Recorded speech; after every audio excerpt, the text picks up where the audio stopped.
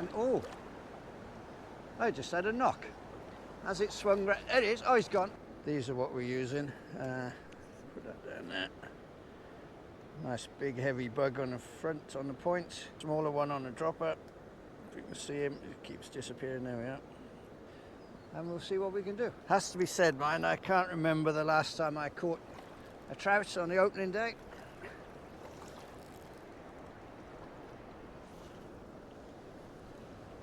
So if we can do a morning without dying, maybe we'll call that a success.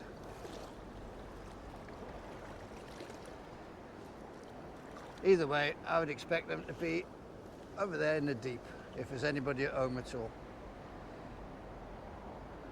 Perhaps we should go much higher up the river, but we haven't got a whole day to play with because we're off out fishing later on somewhere else. And hopefully it goes better than yesterday when I did a whole video and come home and there's no audio. So.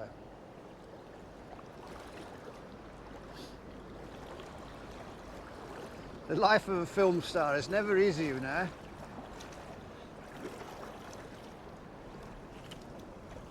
Today it'll probably involve trees.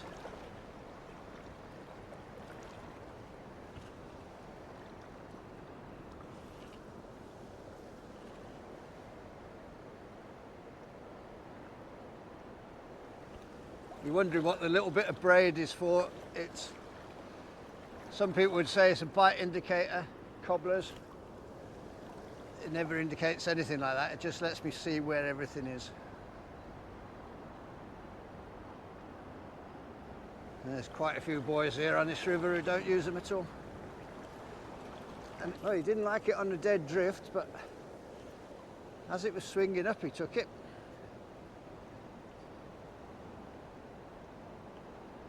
Mind you, there might be smolts.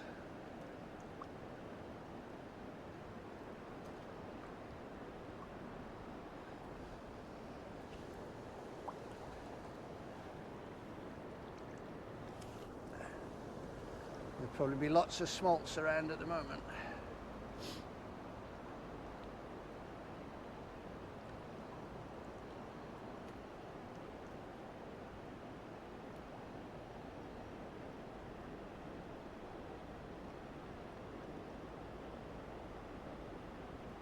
The most sign of life I've seen at the beginning of the season, and it's getting suspiciously deep here.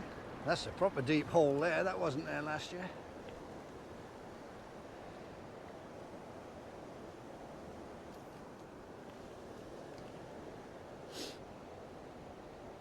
Remember that for the suing.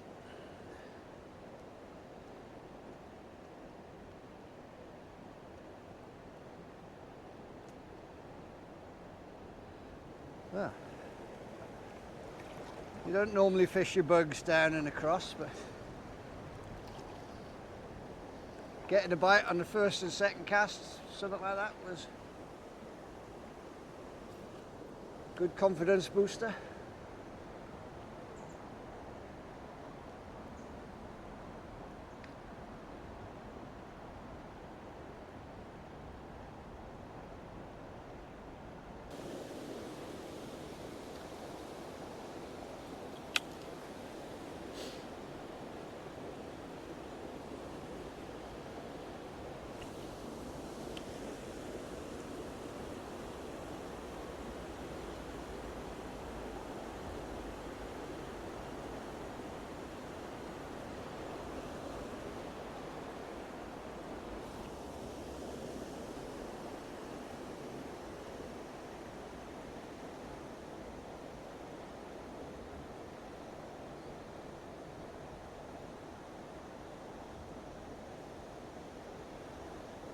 Let's try down there.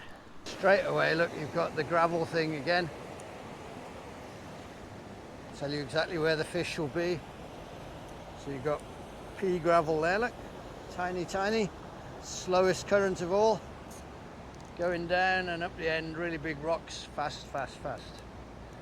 And in actual fact, in a big flood, the fish are right up against those rocks there. But you might find them under my feet. All of this stuff does make life easier in a big flood. You've got an idea where you're going first. This pool is shallowed right out, so I think I'm going to start down a bit further. It's not a pool I would rate for trout really, but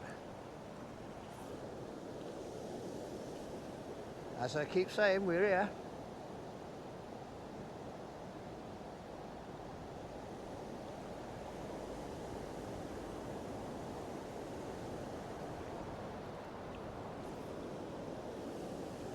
The next pool up there is a real bitch to fish, probably needs a good gardening.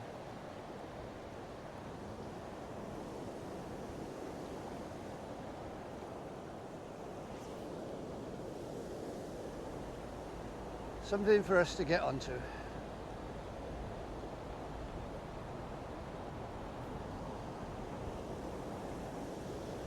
We try and leave as much woody debris in place as possible, but sometimes you've got to give the membership some access because they're here to fish, and if they can't get near any pools at all, they get fed up.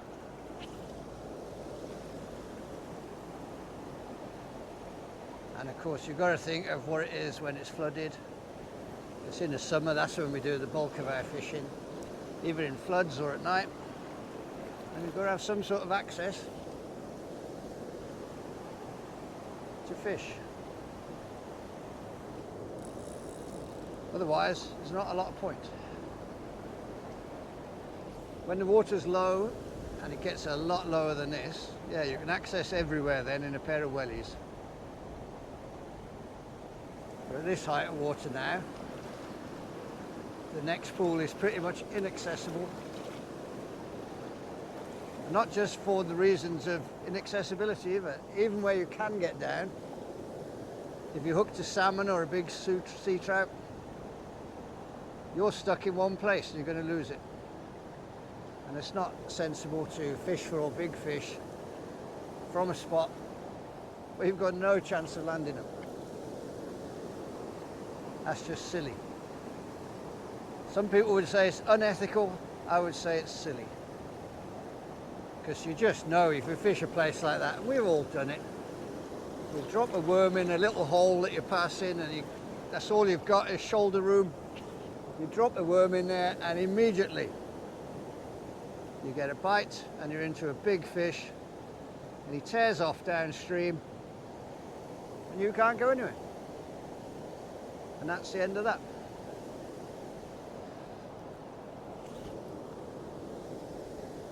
I challenge anybody out there to tell me they don't have a story like that. Big fish in unfeasible spots,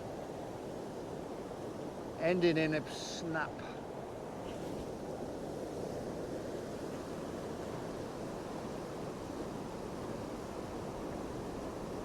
So fishery maintenance is something we've got to do. We also do a lot of other stuff for the fish, which maybe as the year goes on, we'll get into. This is what I'm on about. That is your only access point, if you can call it such, at the moment. We're not advocating coming in here and cutting everything down by any means. If we cleared the brambles off the rocks, you could get in there, like. That wasn't clear last year. We'd probably be covered in brambles later. Maybe clear the brambles and leave the trees, clear some of the brambles. Don't disturb it too much. I think I found 2 grass snakes here, so there must be other things, but it's a really good pool, and the only other place you can fish is off those rocks there, and then you can't move, so you can imagine what's going to happen. Same on that bank. So need to put a bit of thought into it and a bit of work. I'm too tall for this tree. Duck in the muck. There you go, there's another perfect shingle bank. Look, show you where the fish are going to lie in a flood. Not sure why I mention all this, because nobody ever listens. But those who do might benefit.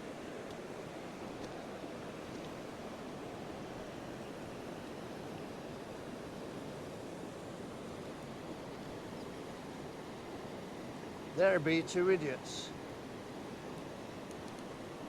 It's like one of them American films where they're combat fishing.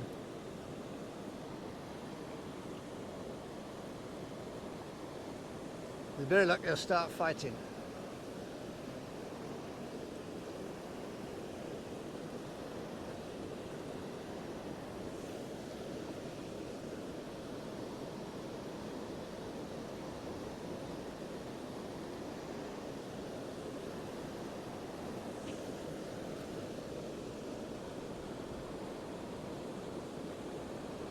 There's a good illustration of where we need to do a bit of work. There's a really good corner there that's completely unfishable. But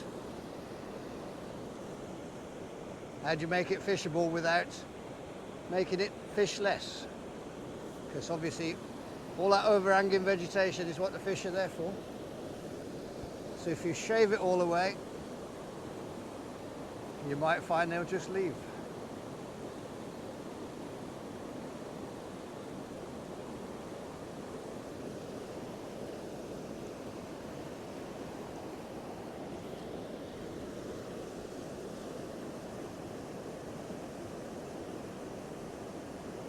Anyway, it's warming up a treat now. You can feel the temperature going up. Will anything respond? At this point, even a smolt would do. Point fly gone walkies. Step into my office and we'll see what we can replace him with. Let's have a look in this here box, is it? We want some heavy and nymphy, maybe something buggy, really, really buggy. Would that make you come out for dinner if you were a trout? I think it would. And I can't be bothered to look through the other 6 boxes, so on he's going.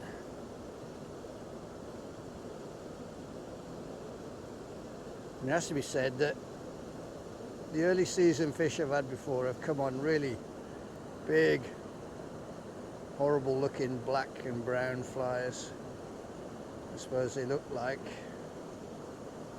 a worthwhile dinner. There we are. And we shall, using these amazingly clean clippers, clip the end off.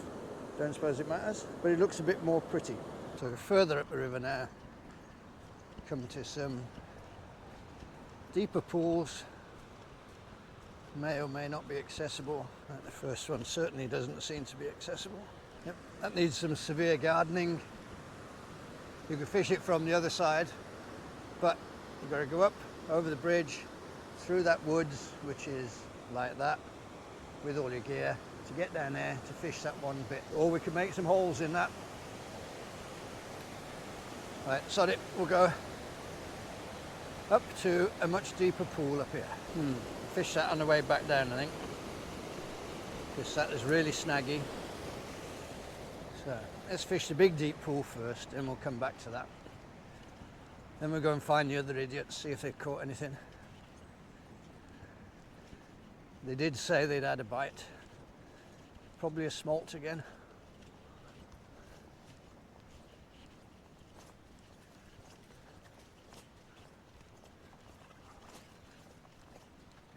But this is much warmer than it was. Oh, Jesus Christ. That is slippery. Felt soles and mud do not mix. But they do add comedy value to the proceedings. Anyway, the pool we want is through that bush. All these bits here I've fished before at the beginning of the season and done absolutely no good. So we're going up there. 2 really deep pools, 10 foot plus perhaps. So I'm betting that that'll be the best chance. I may be betting wrong. We shall see.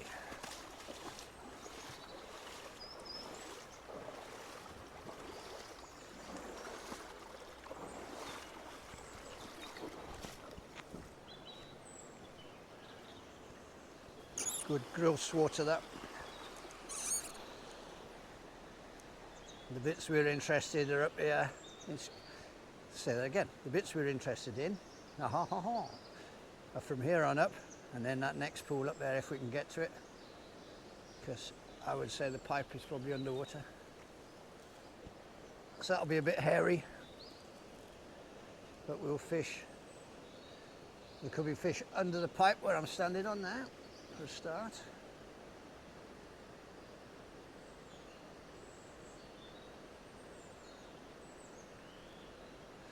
But most likely over there, where it's much deeper and much slower.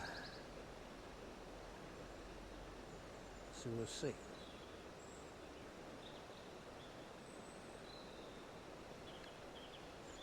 I would say it's our best bet for today.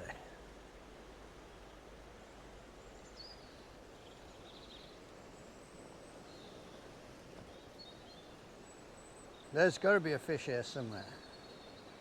In the deep, slow bits. This fly's hatching off now, so the food is there. The nymphs will be active by the look of it.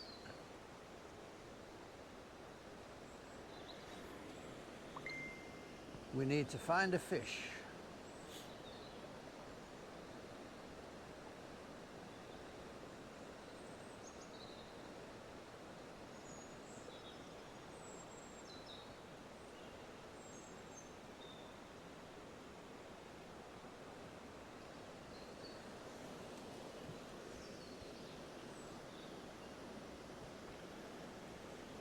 I would say we need to find a feeding fish, but I think any fish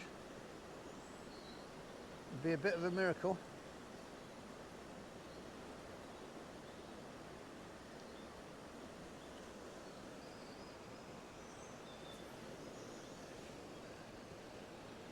I would think.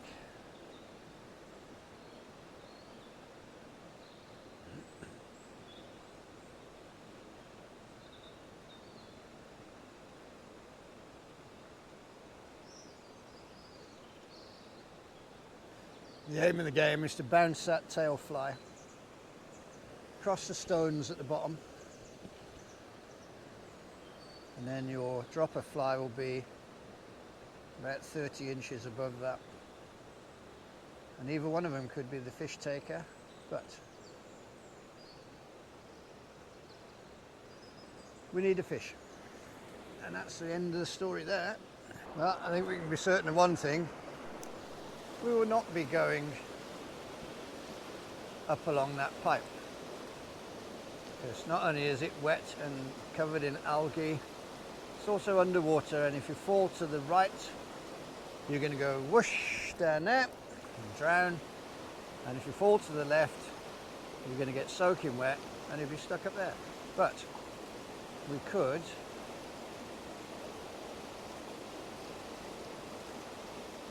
you might still get up there. We'll see. Let's fish this bit first.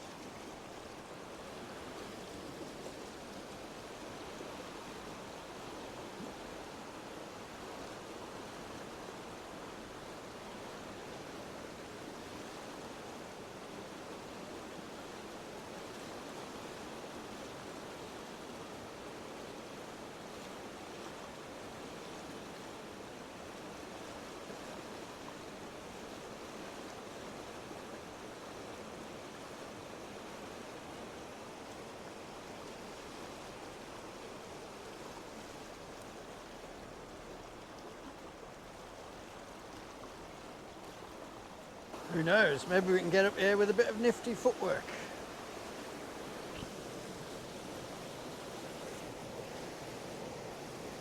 I've done stupider things before. Ugh.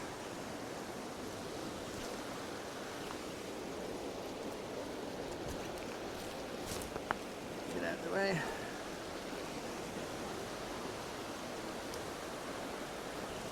There we go. Bypass the whole pipe exit idea.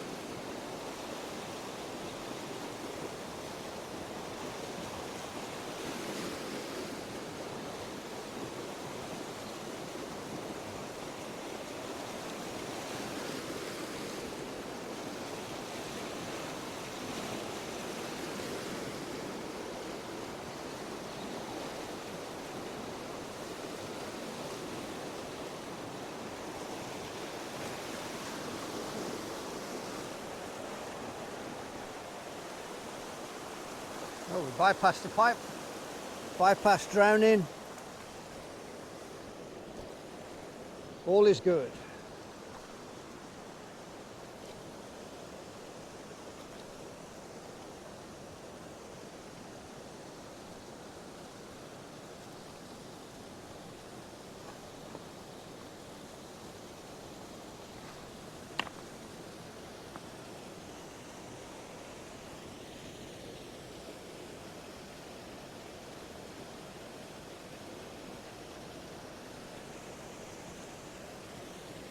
This pool is suitably deep.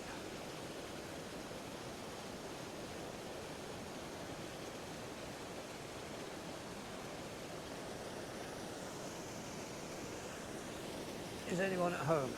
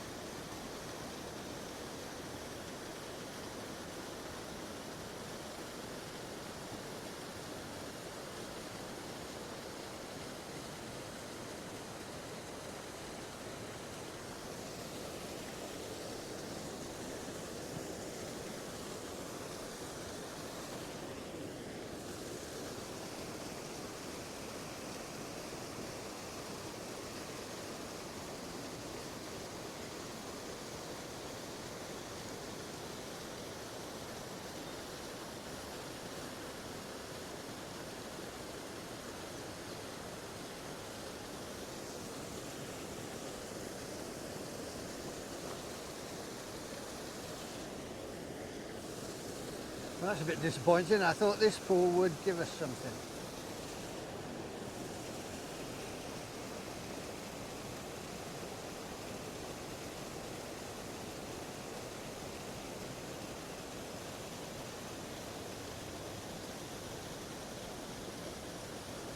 Well then, what can you say?